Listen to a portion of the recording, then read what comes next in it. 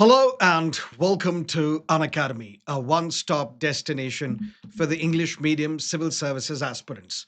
Before we start analyzing today's The Hindu newspaper, there are two important announcements I would like to make. First, Unacademy has launched its new app called Airlearn. If you want to learn a foreign language or a regional Indian language, download this app.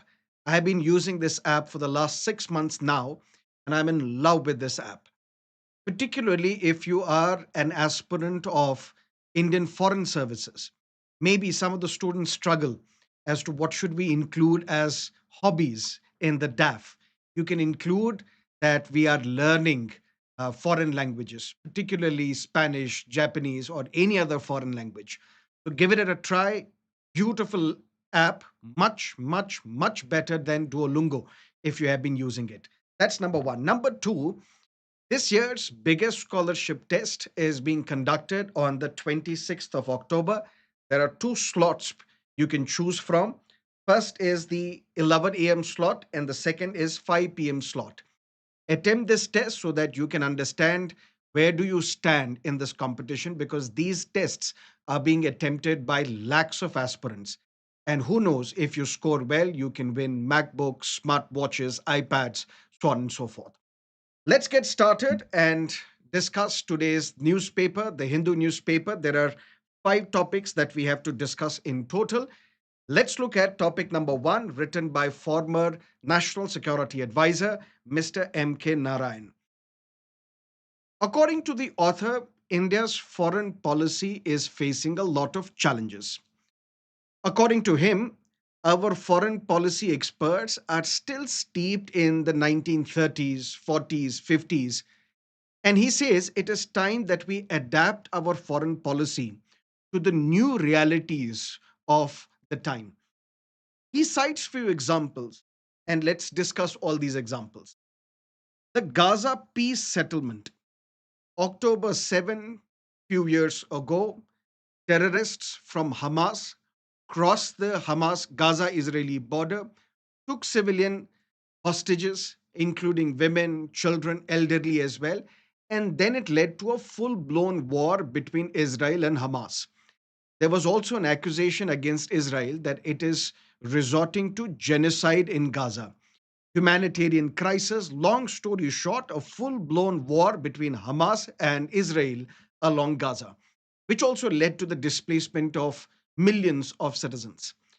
But the point is, now there seems to be a ceasefire. Whether this ceasefire will hold or not, we will have to wait and watch. Although there have been moments where the ceasefire did not hold well initially, but now the United States says that this ceasefire will hold. Whether it will hold or not, we will have to wait and watch. But who brokered this ceasefire? United States, yes, Donald Trump was personally involved, but where was it brokered? In Egypt's Sharm el Sheikh. Who were the important players involved? Players such as Turkey, Egypt, Qatar, and various other countries, including Pakistan. Who was absent or who was excluded? India. According to the author, this is something that we have to take a serious note of. Why? Because Middle East is an important area for energy security for India. Millions of Indians, our diaspora, are working in the Middle Eastern countries.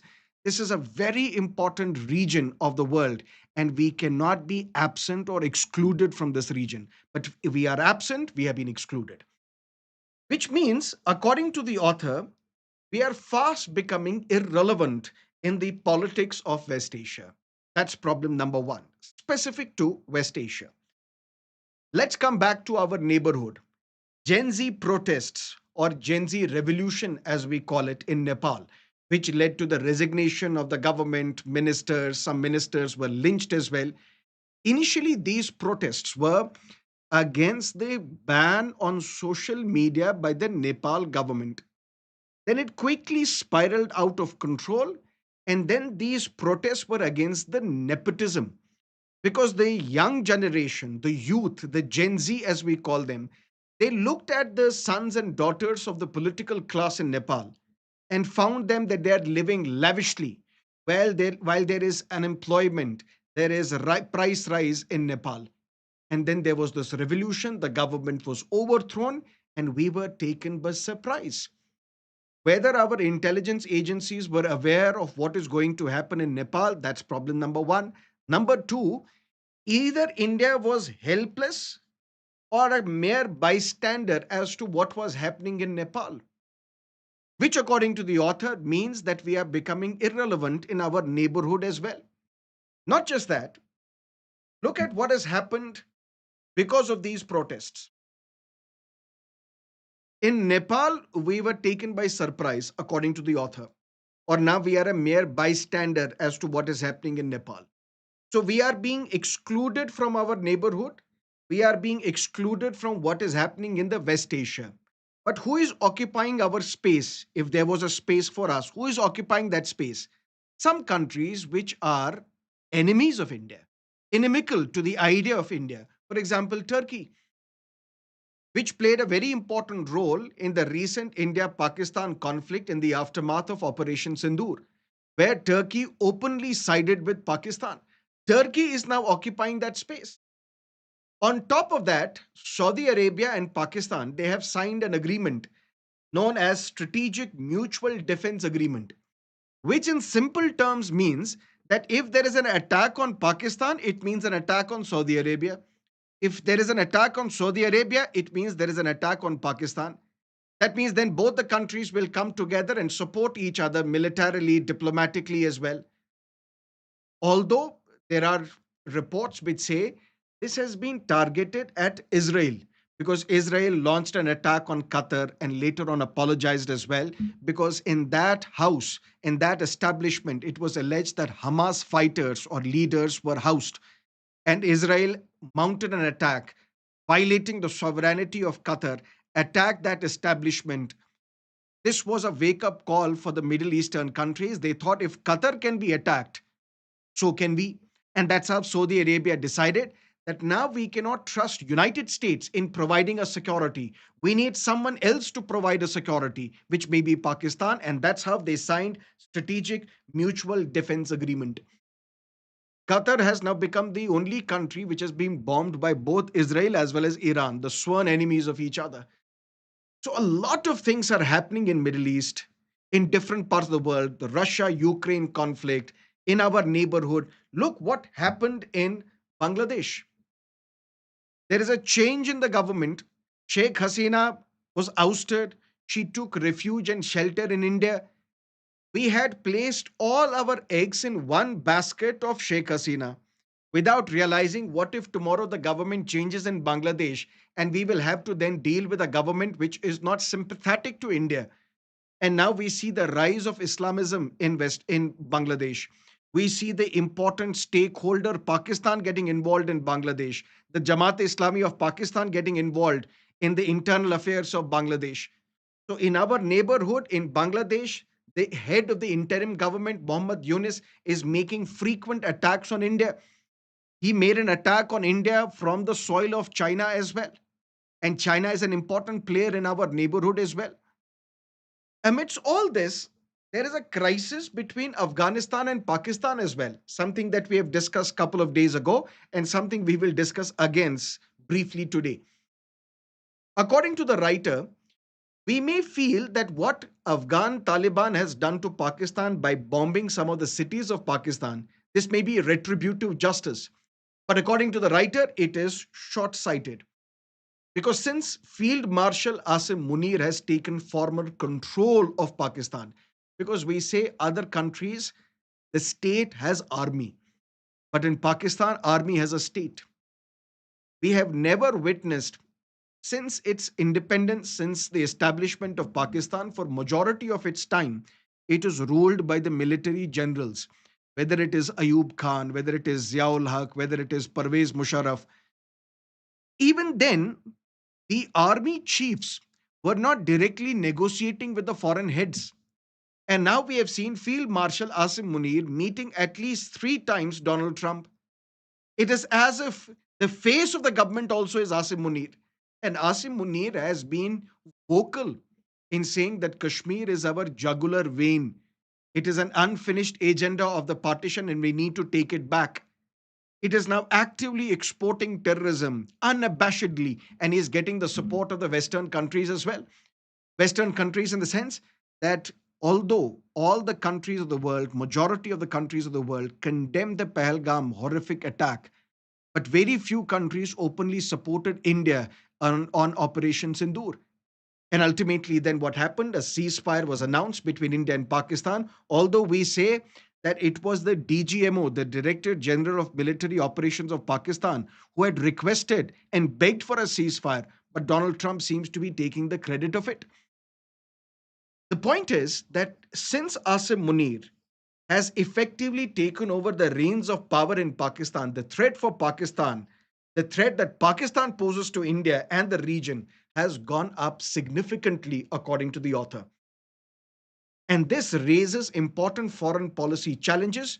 According to the author, we don't know what we are dealing with. We have been excluded from the Middle East. We are completely taken by surprise in our neighborhood. Look at what has happened in Nepal, what has happened in Bangladesh, and who knows what is going to happen in Sri Lanka.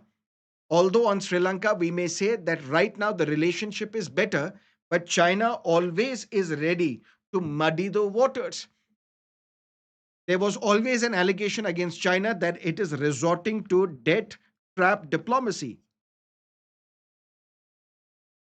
It is giving money, investing in these smaller countries, economically weaker countries, but then slowly and steadily it is violating their sovereignty and then taking over important installations, maybe ports as well. And through that, it is trying to encircle India. The string of pearls concept you will be aware of.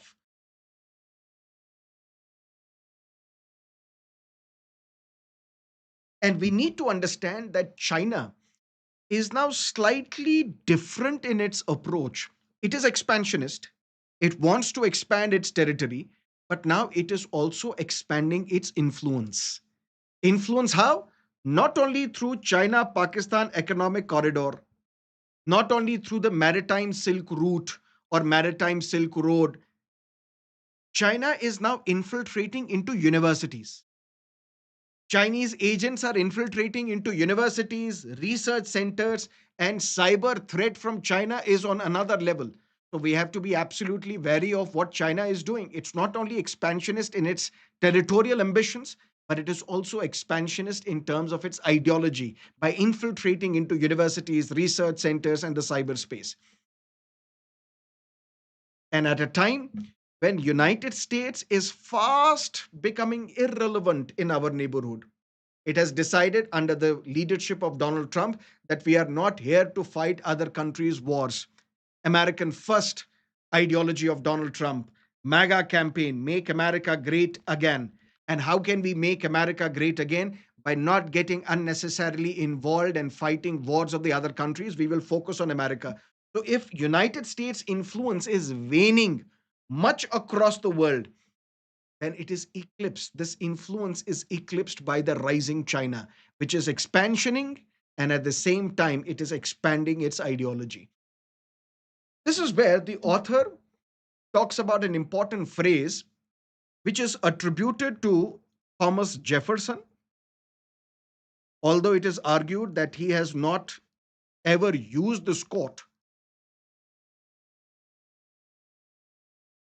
Maybe John Cotton has used this term known as, or used this phrase known as, eternal vigilance is the price of liberty. Freedom can be endured only if we remain alert, continuously alert. So we have to remain continuously alert if we want to safeguard our sovereignty. This can be your essay based topic as well. Not just this, there was a time when all the mediations would be brokered by the West, by United States, and United Nations was also getting involved. For example, when Soviet military decided to withdraw from Afghanistan way back in the 1980s, this was negotiated in a European country, Switzerland, Geneva. There was a time when there were secret talks taking place between Israel and Palestinian Liberation Organization led by Yasser Arafat, which led to Oslo Accords. These talks happened in Norway, but then these Oslo Accords were signed in Washington. But now what is happening? Gaza peace settlement took place not in Europe or in United States, not under the auspices of the United Nations, but at Egypt's Sharm el Sheikh. And who were the negotiators? Egypt, Qatar, Turkey. Donald Trump leads a direct peace effort now in Ukraine, although there were newspaper reports which mentioned that maybe Donald Trump and President Putin may meet, but they've decided not to meet because they have to brainstorm a lot. They have to work towards that meeting. Efforts are being made to somehow end the conflict in Ukraine. But who is leading these efforts?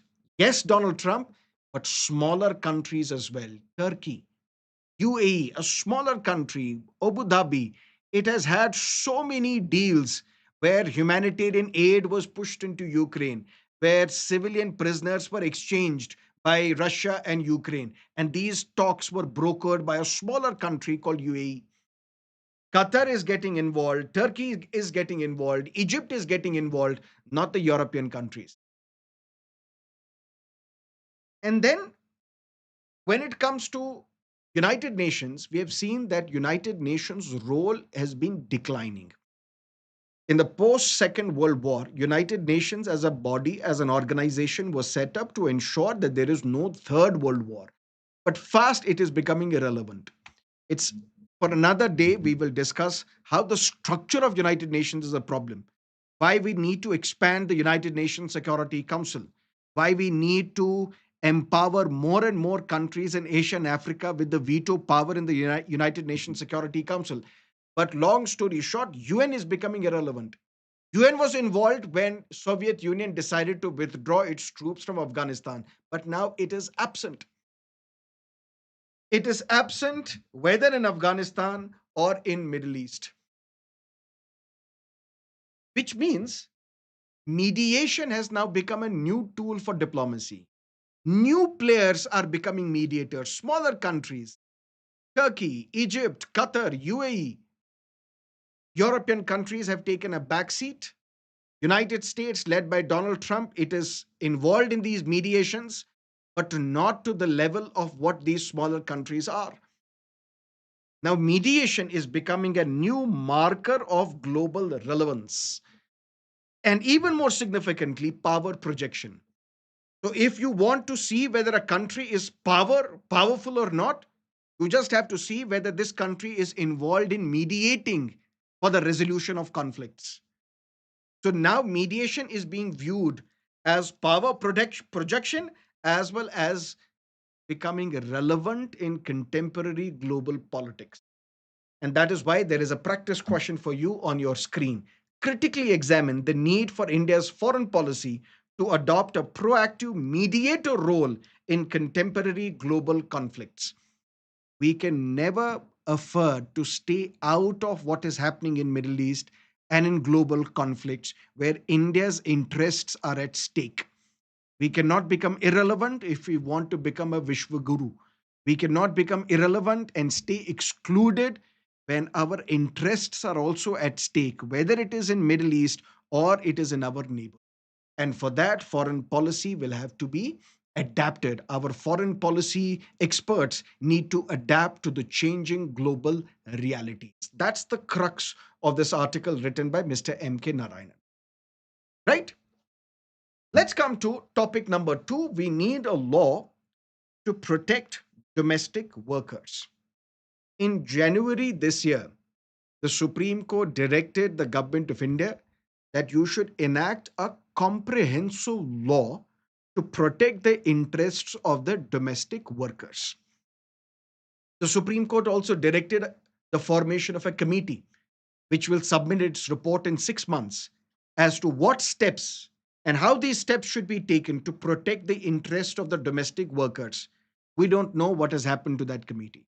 But this article focuses on the need for a comprehensive law to protect domestic workers. In India, domestic workers, their numbers range anywhere between 4 million to 90 million. And who are these domestic workers? these domestic workers are predominantly women,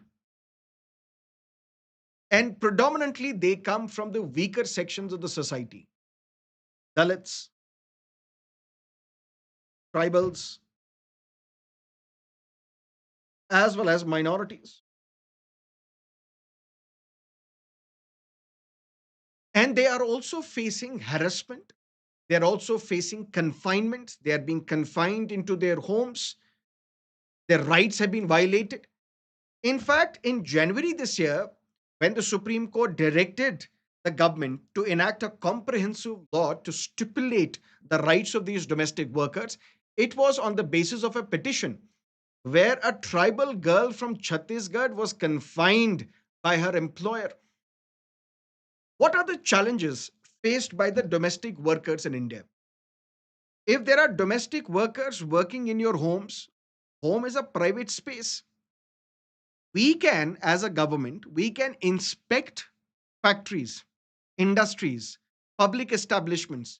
But how do we inspect the houses, the homes, the private spaces of individuals and see whether these domestic workers are being harassed or they are being supported? So the inspection into workplace conditions becomes nearly impossible when it comes to domestic workers. That's number one. Number two, these workers are subjected to harassment, subjected to torture as well. And we have seen instances where even some of these workers have been sexually assaulted and raped as well. Child labor is rampant. Although we have a law called Child Labor Prohibition and Regulation Act, this is a 1986 law, but this child labor law was amended in 2016. And according to this amendment, any child who is less than the age of 14 cannot work anywhere, whether it is a hazardous industry or non hazardous industry. A child below the age of 14 cannot be employed in any industry except in family business, except in audio visual entertainment industry, except the circus. Circus is considered to be exploitative. But despite this, we have seen the rampant use of child labor as domestic workers. That's another issue. Exploitative agencies. Now, if you want a domestic worker to work for you at your home, you get in touch with various employment agencies who supply these domestic workers to you. And then these agencies also exploit these domestic workers. So, one exploitation is by the household, the another exploitation is by these employment agencies. They are binding these domestic workers to unfavorable terms and conditions. Even if there are domestic workers who are brought from outside of the country, their passport is confiscated by these employment agencies. A part of their salary is taken as commission by these employment agencies. So rampant exploitation of these domestic workers, even at a time when they are contributing to the Indian economy as well through their services. At the same time, there may be a domestic worker who is working at one household. But a domestic worker can also work in a multiple household within the same community, within the same society, within the same apartment complex. So what? Which means, how do we then determine the minimum hours of work? How do we then determine the minimum wages? That becomes problematic. That becomes difficult to enforce. So the enforcement of minimum wages, enforcement of minimum working hours, and leave entitlements become tricky. These people are not given even leave on important holidays. And most of these domestic workers, they are also migrant workers, and they need to be protected across the state borders as well. Some of these domestic workers, as I've told you, they come from neighboring countries as well: Nepal, Bangladesh, and other countries. That is why, in such a scenario, only a nationwide, a national level law will be used to protect them, is required to protect them. And the absence of this national law is making these domestic workers more vulnerable. In fact, In the recognition, as I told you, they are contributing to the economy through their services. In the recognition of their contributions to the global economy, the International Labour Organization passed a convention, Convention number 189 in 2011, to ensure that rights of these domestic workers are protected. Rights are given to these domestic workers. They should be given dignity of their labor. They should be given minimum wages. They should be given leave encashment provisions. Despite the fact that India signed this treaty, but we have not ratified it. We voted in favor of this convention in 2011, but we are yet to ratify it. And that is why we need a comprehensive national law to protect the interest of the domestic workers. But what should be done with such a law? What should be included in that law? That becomes important for your exam. In 2012, an organization was set up called National Platform for Domestic Workers. Why was it set up?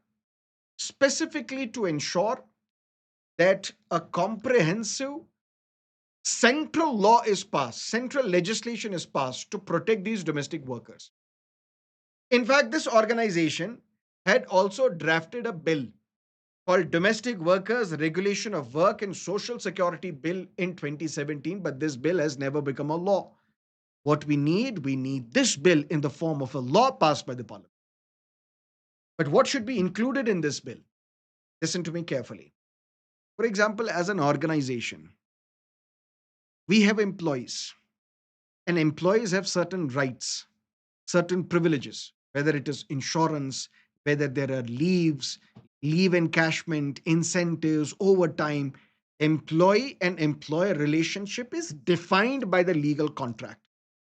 But even if we ask a vendor to work for us, whether as a consultant, whether for renovating the offices, there is a written contract that we have with those vendors. Why can't we have the same written contracts with the domestic workers as well? They may not be employees, and we don't want to elevate them to the status of employees. No. But we can at least view them as vendors, as consultants who are providing services and have a written contract with them. Without a written contract, you should not be able to hire a domestic worker. So, this agreement should have clarity on wages and work hours. Minimum wages should be guaranteed. For example, in Tamil Nadu, there is a law which guarantees 37 to 49 rupees per day as wages for domestic workers. Although it is too less, but at least there is a law which mandates minimum wages for domestic workers. We need this at a national level so that an agreement, a written contract is signed between the employer and the domestic worker, which will have clarity on wages, minimum hours. And at the same time, holidays. They also need holidays. Plus, as an employer, if I have to give 100 rupee as wage to this domestic worker, 5% of it I should contribute to the welfare fund. Just like as an employer, if I am employing people, a part of the money I also contribute to provident fund, but that is for an employee. But can we not ensure that a part of the salary is not given, a part of the wages is not given directly to the domestic worker, but it is submitted or sent to a welfare fund by the employer so that that fund can be used for the welfare benefits for the domestic workers as a community. As I told you, these domestic workers, they also face sexual harassment at their workplaces. For employers, for companies which have more than 10 employees or 100 employees, they have to conform to the POSH Act, where every such employer should have an internal complaints committee. And an employee can report sexual harassment cases to this internal complaints committee. But what if there is an establishment which has less than 10 employees? For that, the law says there should be a local complaints committee. Local complaints committee is set up at the district level. But even this is becoming problematic, where women workers, they have reported that they are not able to access this local complaints committee.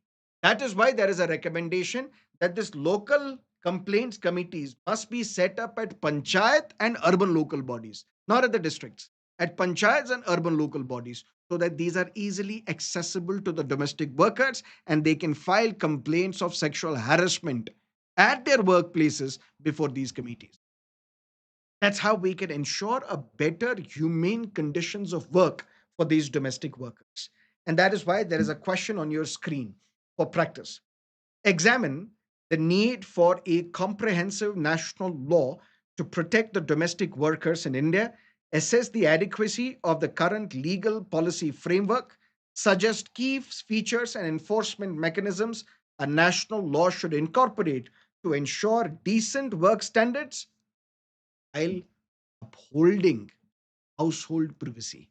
You can't have rules which will violate the privacy of a household.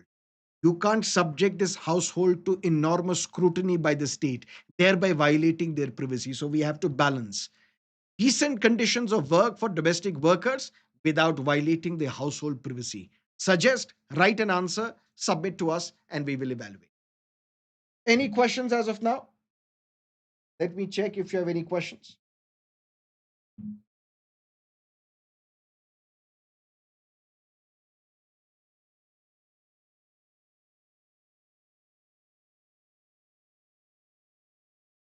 Great. And if you are understanding these lectures, do not forget to press the like button and subscribe to our channel if you haven't yet. Turning tides, something we discussed a couple of days ago as well, and something we will discuss briefly today as well. There's a conflict between Afghanistan and Pakistan.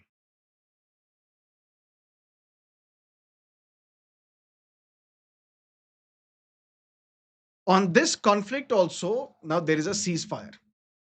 And this ceasefire was brokered where? In Qatar, with the active involvement of Turkey. United States was not involved, Western European powers were not involved, which tells us to what level these Western European countries they have receded from the global standpoint, fast becoming irrelevant in the global politics.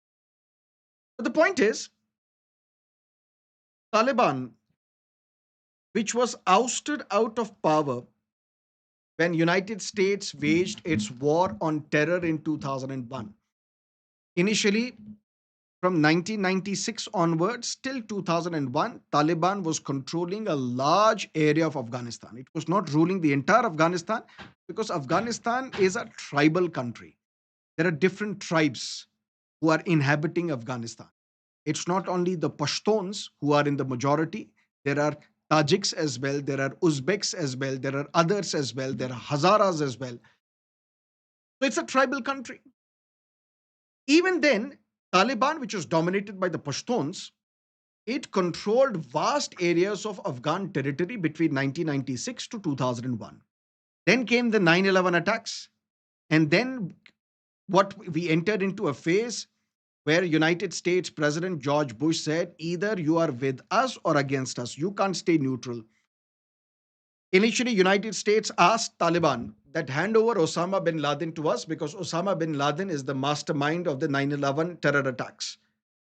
Mullah Omar, who was the Amir of Afghanistan, of Taliban, he refused, and ultimately Afghanistan was bombed.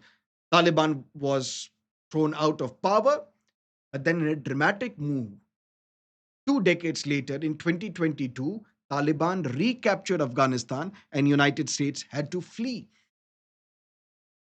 And when Taliban recaptured Afghanistan, the then Prime Minister of Pakistan, Imran Khan, said, Taliban has broken the shackles of slavery. Because I told you previously, 2 days ago, in our daily newspaper analysis session, that Afghanistan is considered to be the graveyard of empires, where the mighty British Empire was defeated in the 19th and the 20th century, where the Soviet Union was defeated in the 1980s, and where United States had to retreat and disappear from Afghanistan in 2022. So these big, mighty empires had to bite the dust on the Afghan soil. But I also told you that it is a modern geopolitical statement. Because previously in the history, Alexander, the Mongols controlled and ruled various parts of Afghan territory. But be that as it may, but once Taliban came to power back in Afghanistan, Taliban was supported by Pakistan. In fact, it is argued that Taliban as an entity was propped by Pakistani ISI as well as United States CIA because they wanted, after the Second World War, when the world became bipolar, two superpowers emerged, United States and USSR. All these newly independent countries in Asia and Africa, they had to either choose US bloc or USSR bloc. This is where a country such as India or Egypt or Indonesia, they decided to chart out their own independent foreign policy called non-aligned movement. We will neither ally with the US bloc nor the USSR bloc. But there were countries which were either allied to US or USSR. And there was this Cold War between US and USSR. Since Afghanistan was controlled by USSR, by Soviet Union, United States through CIA supported the jihadis, supported the militia, supported the civilians with the active involvement of Pakistani ISI, trained them, gave them weapons so that they can overthrow the Soviet rule. That's how Taliban was born. So Taliban was being supported by Pakistan.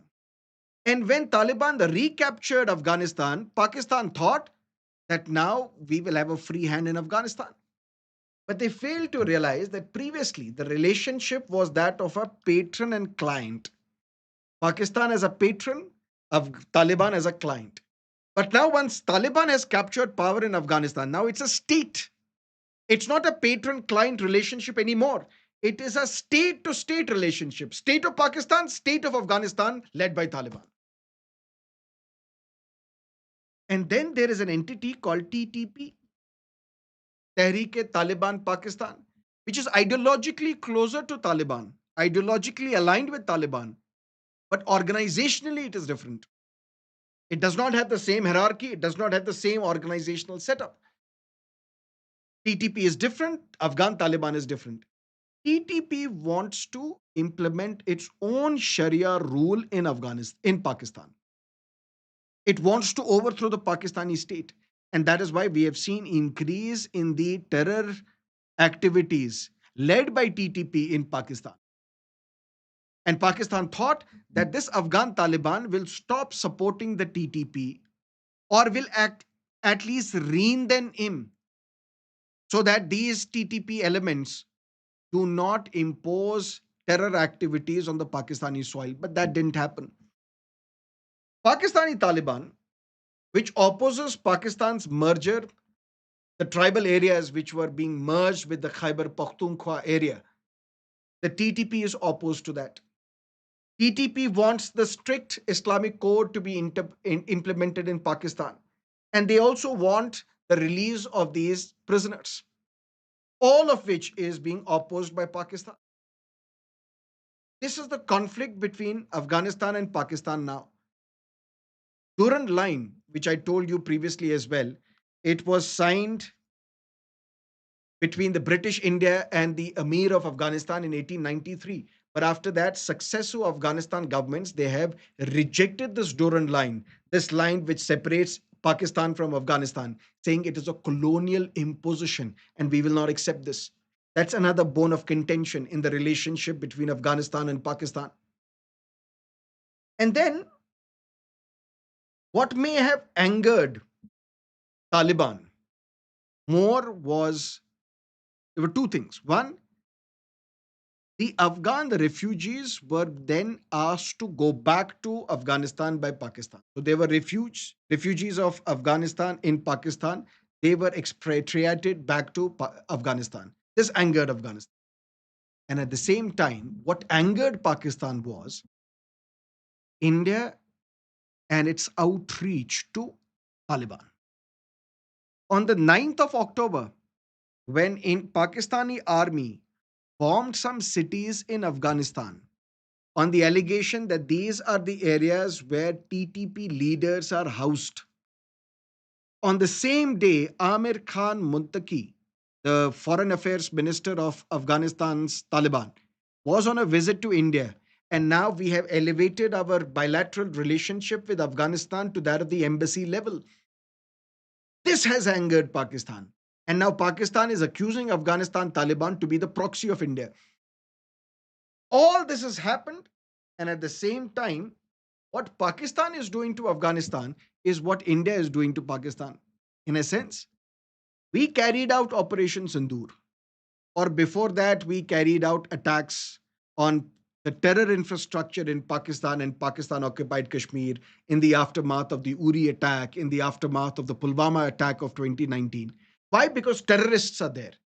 And we are preempting terror activities from these areas. And that is why it is our democratic right, international right, to prevent those terror attacks. So, what we are doing to Pakistan, Pakistan seems to be doing that to Afghanistan. Since there are terrorists inside Taliban, inside Afghanistan, who may carry out attacks against Pakistani establishment in Pakistan, we are mounting the airstrikes against you. But according to this editorial, Pakistan cannot ensure internal security by bombing Afghanistan. That is what you need to understand from this editorial. Clear? Done. Now let's look at another important article on CBI takeovers, a judicial standpoint. We have a new political player in Tamil Nadu, politician come actor, Mr. Vijay. He hosted a political rally at Karur district in Tamil Nadu, and unfortunately, there was a stampede in which I think 41 lives were lost. Immediately, what happened? Madras High Court appointed a special investigation team investigate what led to the stampede. Who should be held accountable? Is police involved? Did the police fail to anticipate the massive crowd and fail to police the people, ultimately ensure the lives are not lost? Or is there a sabotage? Are there other players involved who tried to sabotage this political rally of Mr. Vijay? For that, a special investigation team was announced by the Madras High Court. The state government also constituted an inquiry committee headed by retired, just, retired Judge Justice Aruna Jagadisan. So these two inquiries were happening. There was an inquiry by the special investigation team monitored by the Madras High Court, and then there was an inquiry commission appointed by the state government. Quickly, these things would happen. But now the matter went to the Supreme Court. Supreme Court said, no, we are going to transfer this case to the Central Bureau of Investigation. Why? We will discuss that slightly later. But first, let's understand the CBI. CBI is India's premier agency, investigative agency, the central investigative agency. It was once notoriously or famously termed by Supreme Court as a caged parrot.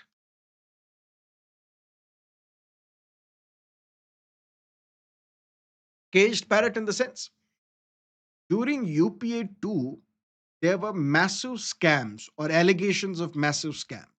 2G, Commonwealth Game, coal scam, Adarsh Housing Society scam. When this coal scam was being investigated by the CBI, an affidavit had to be filed by CBI before the Supreme Court. But before CBI could file this affidavit before the Supreme Court, it was alleged that the CBI director shared this affidavit with the Union Law Minister, which means the interference of the government on the investigative agency, interference by the government in the investigation of the coal scam, in which the accused is the government of India or the ministers of the government of India. This is what led Supreme Court to remark that CBI is a caged parrot. It is parroting the words and thoughts of its master, and the master is the government of India. But be that as it may, CBI owes its origin to Delhi Special Police Establishment, which was formed in 1941. What happened in 1941? It was a period of the Second World War, 1939 to 1945, Second World War. At that time, there was a Congress ministry which was running the country, even during the colonial period. But then these Congress ministers resigned. Why did they resign? You know the answer, and the answer is that India was made party to the Second World War without consulting the Indians. That's how these Congress ministries resigned. In fact, this was once asked in your prelims examination as well, this question. But be that as it may, during Second World War, there were allegations of massive corruption when it comes to the war procurements, whether arms, ammunition, ration. There was enormous allegations of corruption in this. And then a special committee was set up to investigate the corruption in these war procurements. And then it was thought that which entity is being used to transfer these war procurements from one part of the country to another, railways. So this agency was given responsibility that you investigate corruption allegations in the railways and in central government departments where there is an allegation of corruption in procuring war procurements. After that, it was thought that we need this agency permanently to investigate central government officers, to also investigate UT officials, officials of the union territories, because union territories are directly under the control of the government, central government. So now this premier investigation agency, it was meant to investigate corruption allegations against the employees of the central government, against the employees of the union territories as well. And later it was thought that can we use this agency to investigate state officials as well? For that, state governments, they used to give consent such as general consent, or there is something else called specific consent.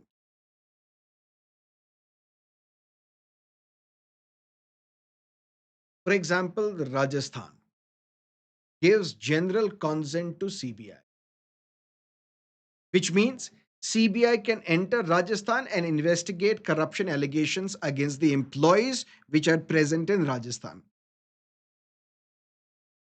Then it was thought that this is also being misused by the central government. And you're using this cage parrot CBI to destabilize the state governments, elected state governments, but this time ruled by the opposition. And this is where Mizoram was the first state, then Andhra Pradesh, then Karnataka, then Tamil Nadu, then West Bengal, then Kerala, then Telangana. They withdrew this general consent. That means now, without the explicit approval of the state government, CBI cannot investigate in a state because law and order, police is under the state list in the distribution of powers. Or what state governments can do, instead of giving general consent, it can give a specific consent that for this specific case, we are giving you consent, you can investigate.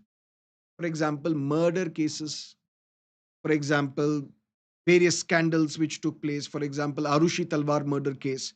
It was investigated by the CBI when the consent was given by the state government, specific for a particular case. But Supreme Court has said that if there is an allegation of corruption against a central government employee who is working in a state, even if the state government has revoked the general consent, the CBI can still investigate. Or CBI can still investigate a case, for example, in Tamil Nadu, which has revoked this general consent on the orders of the Supreme. Long story short, there is a CBI, Central Bureau of Investigation. It's a central agency, unlike National Investigation Agency, because NIA can investigate any terror activity, any terror case without the approval of the state governments, without the approval of the state DGP. It has a mandate to enter any state and carry out the investigation when it comes to terrorism. That's the mandate of the NIA, National Investigation Agency, but not CBI. CBI is the central agency. It cannot investigate allegations of corruption or any case in a state without the explicit consent of that state. But if the court has ordered CBI inquiry in a particular case, even if the state has withdrawn general consent, can still, and that is what has happened in Tamil Nadu. Tamil Nadu, even if it has revoked the general consent for the CBI, but CBI can investigate now and will investigate this stampede in Karur, a political rally held by Mr. Vijay, actor politician, because it is on the orders of the Supreme Court. But should Supreme Court have ordered the CBI inquiry or not? That is what this article is all about. Supreme Court has decided that we will shift this Karur stampede case to the CBI for two compelling reasons, two sweeping reasons, as Supreme Court said. Supreme Court said there are political undertones of this case because it's a political rally after all. Maybe there is an element of sabotage. Somebody is trying to sabotage the political career of Mr. Vijay. And that is why the stampede was organized, orchestrated, deliberately, maybe.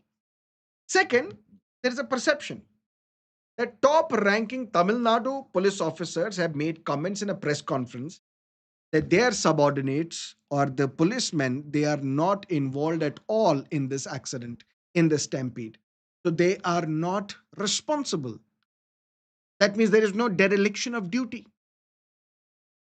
If that is the case, if the police officers have made the statement, how can we entrust the same government will investigate the stampede impartially, unbiasedly?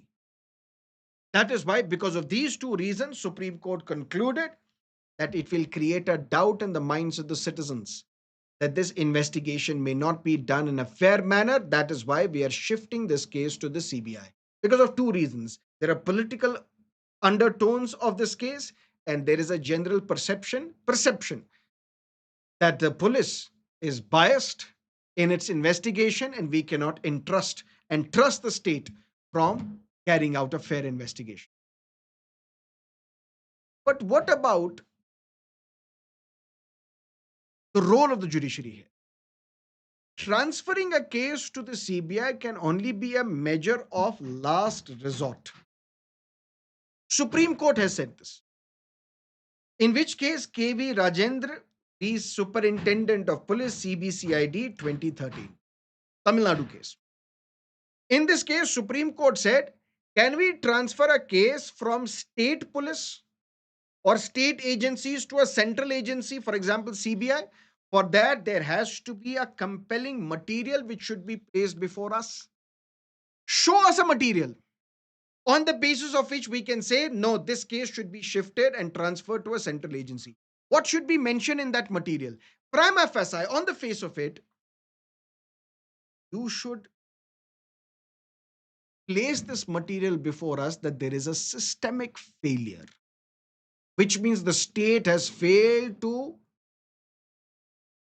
investigate this matter fairly. So the system has designed to fail it.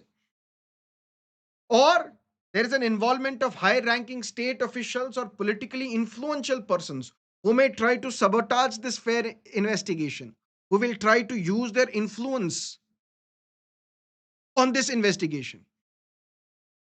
Or when the local police conduct itself creates reasonable doubt in the minds of the citizens that this probe, if it is carried out by the police, it cannot be a fair probe. But you have to give material. You have to show it through some proof that there is a systemic failure, there is an involvement of important influential persons who may interfere with the fair investigation. Local police is not in a position to conduct a fair investigation. On these grounds, you can order a CBI inquiry. This time, CBI inquiry was ordered in Karur stampede case, not on the basis of the material which shows that there is some problem, but on the basis of mere allegation. And these allegations have been leveled by the family members of the victims, by publicly spirited individuals, for example, activists, only on the grounds of allegations that the investigation cannot be free and fair if it is carried out by the inquiry commission, if it is carried out by the Madras High Court monitored special investigation team. On these grounds of allegations, the case was transferred to the CBI. which the Supreme Court violated its own previous judgment. How can you assume that an investigation carried out under the supervision of the Madras High Court would not be a fair investigation? And this is considered to be the classic example of judicial over. In Shri Ram Janki Astham Tapovan Mandir case, 2013, Supreme Court said it is not for the judiciary to make sweeping remarks against the state government and its functionaries, merely on the basis of allegations brought before it. So there is an allegation that the investigation cannot be free and fair. On the mere allegation, the case was shifted to the CBI, violating your own judgment. This judgment said we cannot make sweeping remarks against the state government. How can you then make sweeping remarks against the police by saying, since the police officers have said that our subordinates are not involved, they will not be able to conduct a fair investigation, despite the fact that it will be monitored by the Madras High Court, despite the fact that the inquiry commission is headed by a former judge, not the police. It is on these grounds that this transfer of case to CBI has been heavily criticized.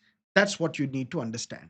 Maybe the question can be asked, for example, this year's mains examination question was asked about the Representation of the People Act, and they went into great depths. How far can you say that if there is a disproportionate increase in the assets of a candidate and their associate, that amounts to corrupt practice? So, getting too deep into the details of the Representation of the People Act, maybe it can be asked in the next mains examination about the CBI and the role of the court in transferring a case to the Central Bureau of Investigation. And for that, you will have to cite these important judgments.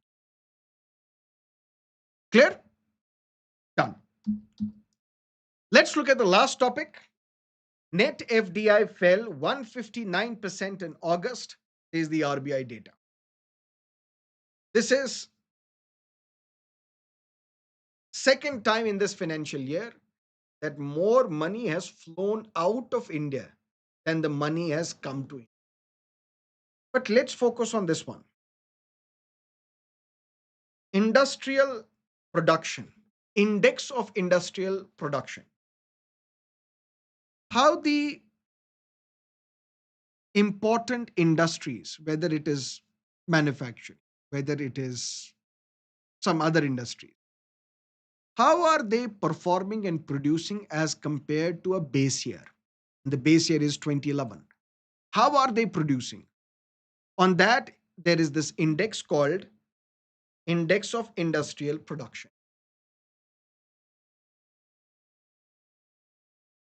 Within this index of industrial production, there are 8 core industries. Which are these 8 core industries? You will have to remember them: coal, crude oil, natural gas, refinery products, fertilizers, steel, cement, electricity. You just don't have to remember which are these core industries. You have to also remember the weight. What is the weightage of each industry in this index, or the index known as Index of 8 core industries? How much are these 8 core industries producing as compared to a base year? Highest weightage is given to refinery products. The lowest weightage is given to fertilizer. This was a question previously asked in the prelims examination, and you may expect a repeat because sometimes, or most of the times, UPSC does repeat the questions. So, which are these 8 core industries? And this index is released every month.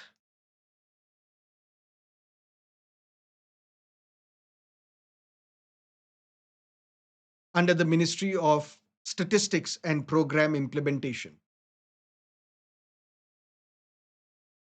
Government of India. Which are these core industries? Memorize them. What is their weight? Also memorize them. Or if you can't memorize all of it, at least which has the highest weight and the lowest weight. Or Rank them, arrange them in the order of their increasing weight or decreasing weight. That's something that you have to keep. That's about it from our daily newspaper analysis. If you have got benefited from these lectures, do not forget to like this video, drop in your comments, and I'll see you again very soon. Till then, have a great time. All the best.